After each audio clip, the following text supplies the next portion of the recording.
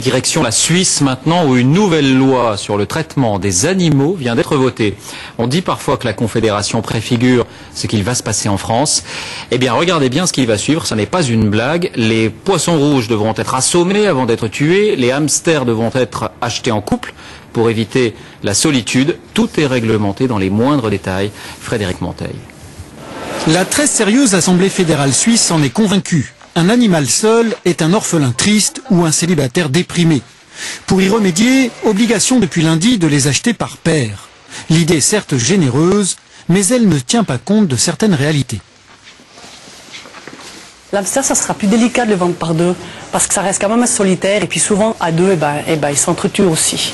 À moins de prendre un couple, mais encore une fois, les gens ils vont être confrontés aux petits. Alors c'est délicat là, et les lapins c'est encore plus violent.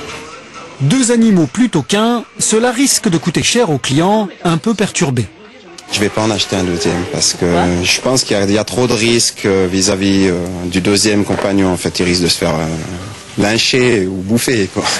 La nouvelle réglementation suisse semble avoir été écrite par le syndicat des animaux. Les porcs auront une douche à leur disposition pour les rafraîchir.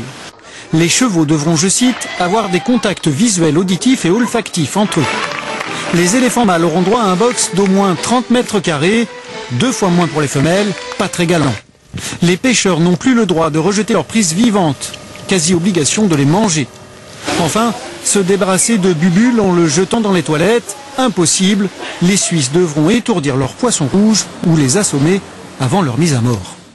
Ouais, on ne sait pas s'il y aura des contrôles.